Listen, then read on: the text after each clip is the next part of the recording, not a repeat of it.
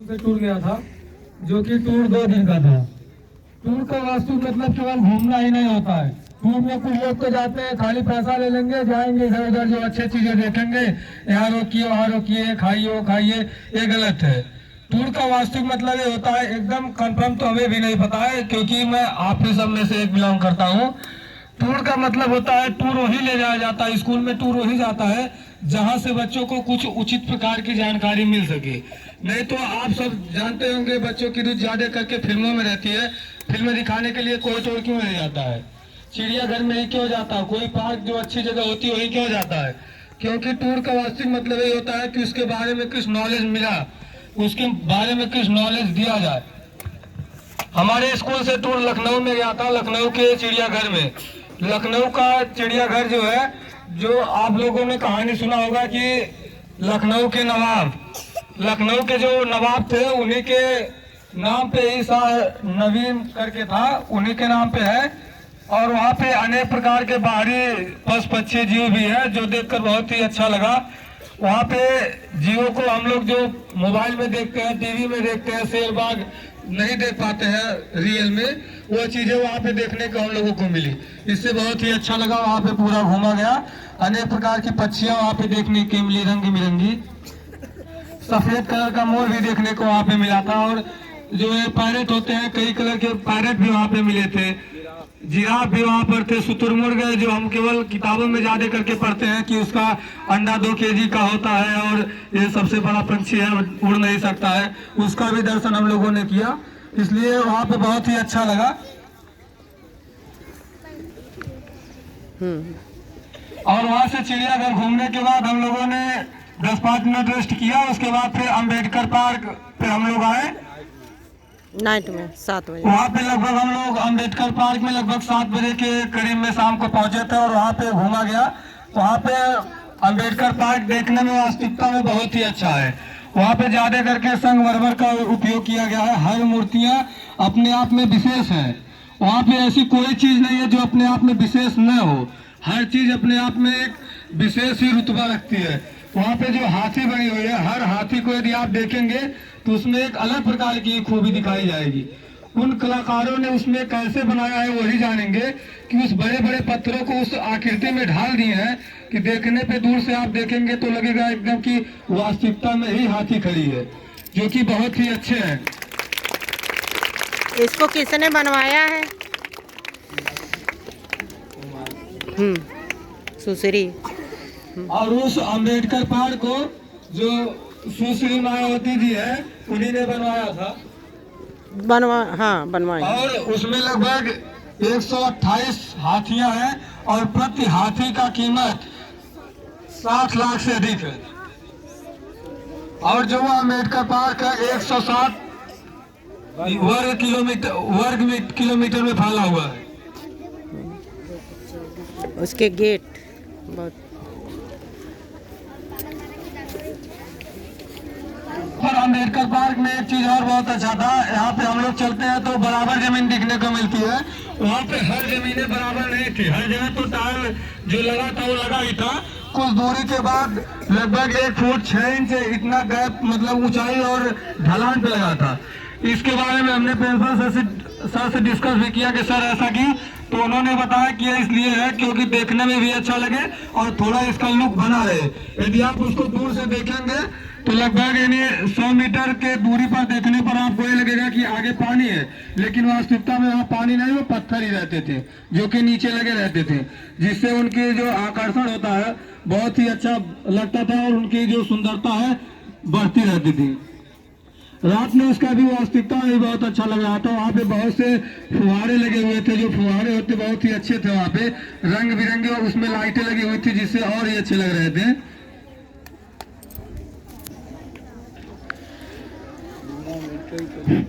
जो हमारे संविधान के लेखक हैं डॉक्टर भीमराव अम्बेडकर, वो जो बौद्ध धर्म के अनुयायी थे, उनका भी वहाँ पे बहुत ही अच्छा चित्र पत्थरों को काट के लगाया गया है।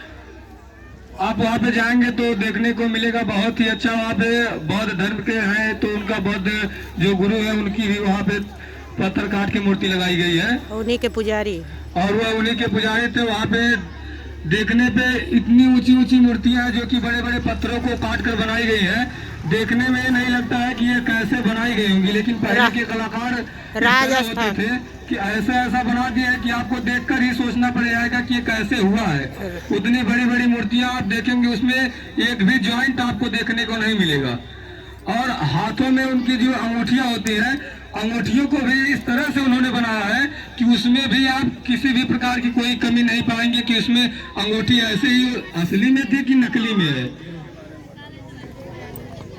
और वहाँ पे एक गेट इतना बड़ा था, लगभग उसका वास्तविक तो ऊंचाई नहीं पता है, लेकिन अनुमान ही लगा रहे हैं 50 फीट लगभग रहा होगा, जिसको आपको बंद करना हो तो पूरा अपने जांगर का उपयोग करना ही पड़ेगा।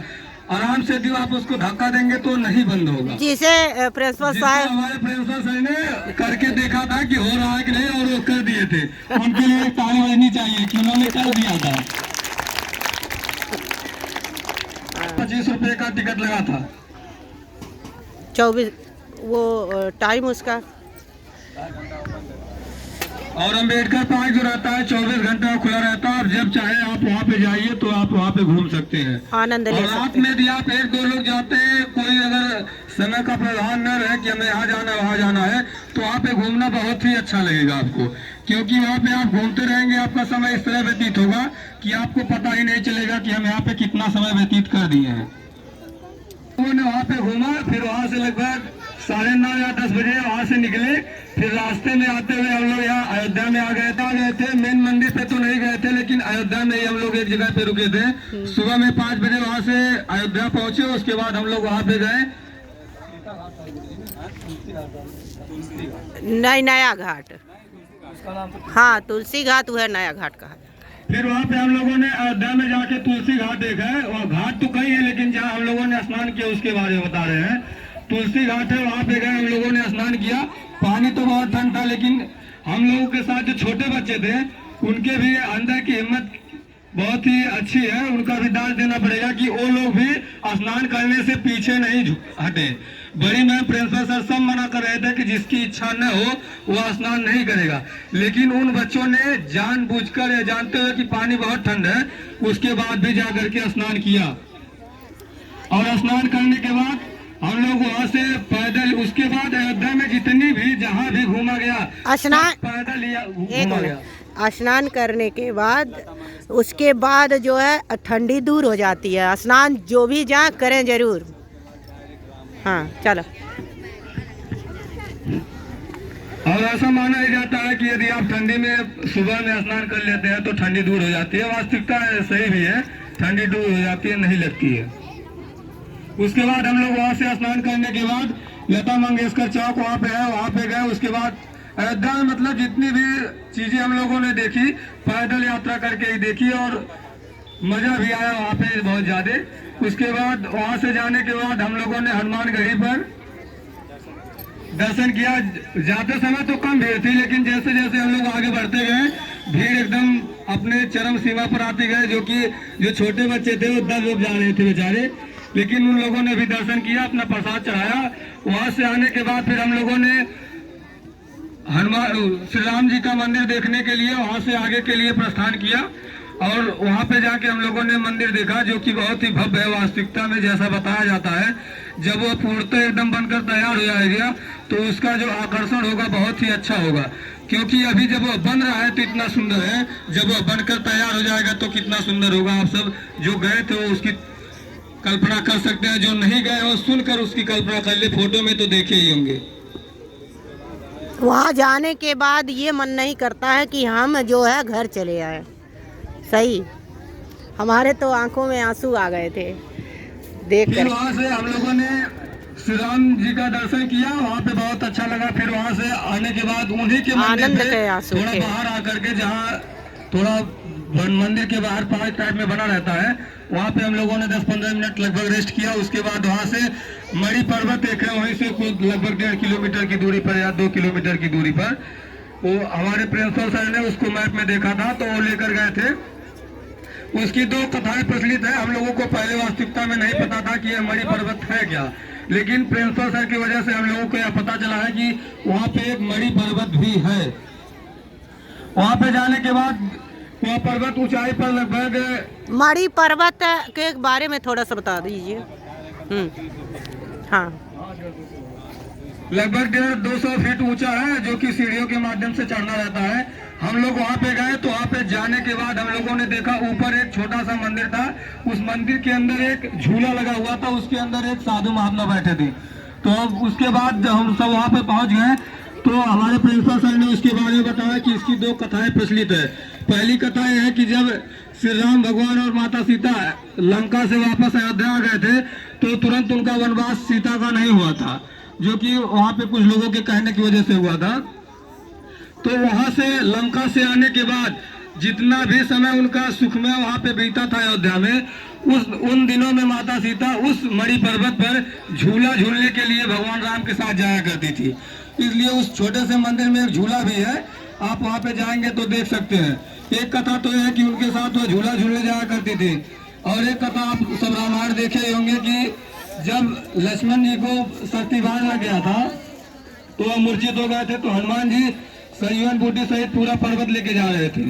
तो पर्वत लेके जाते समय अयोध्या से ही गुजरे थे, लेकिन भरत ने उन्हें देखा था तो उन्हें राक्षस समझकर उन पर बाढ़ चला दिया था, और बाढ़ चलाने के बाद वह नीचे आकर गिर गए थे। तो ऐसा माना जाता था कि उसी स्थान पर वह गिरे थे, तो पर्वत गिरने की वजह से कुछ टूट गया था, और टूटने का कुछ हिस्सा वहां पे रह गया जिसे मणि पर्वत के नाम से जानते हैं।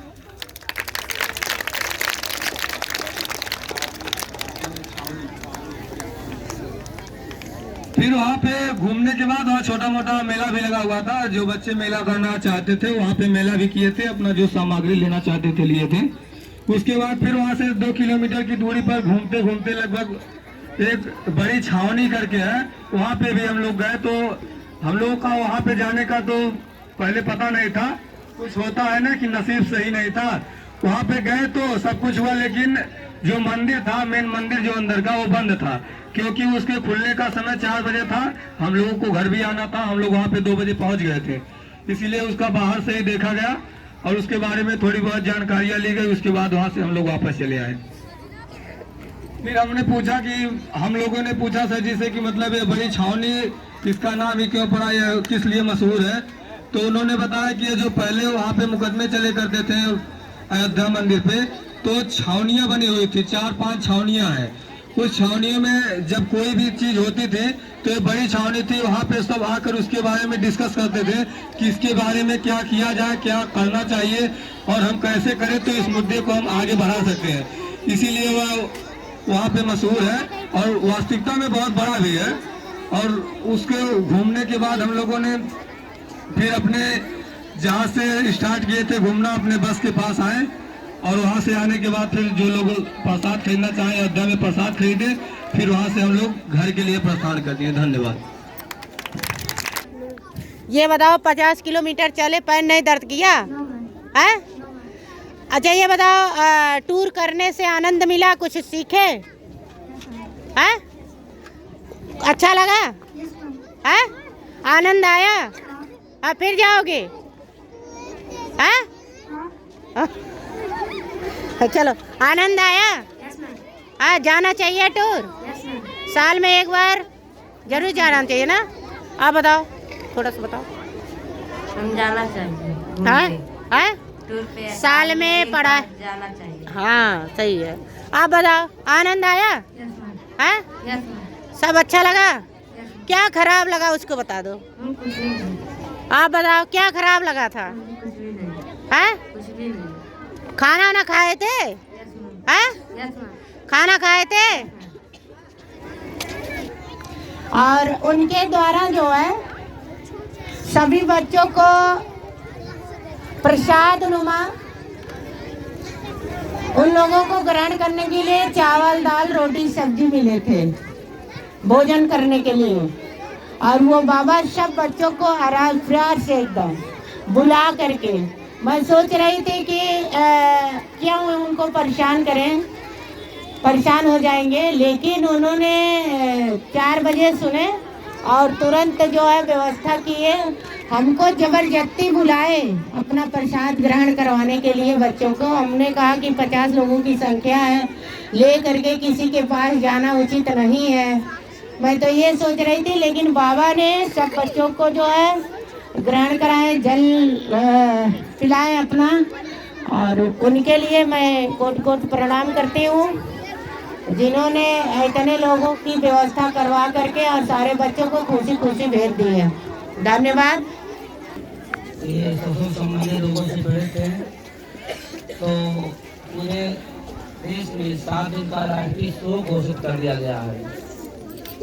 लगातार 10 वर्ष तक प्रधानमंत्री हैं, इनका जन्म 26 सितंबर 1932 को हुआ था पंजाब में, इनकी मृत्यु 26 दिसंबर को हो गई है। तो ये 10 साल प्रधानमंत्री पद को सुशोभित किए थे, बहुत सम्मान करते हैं, बहुत बड़े अर्थशास्त्री हैं।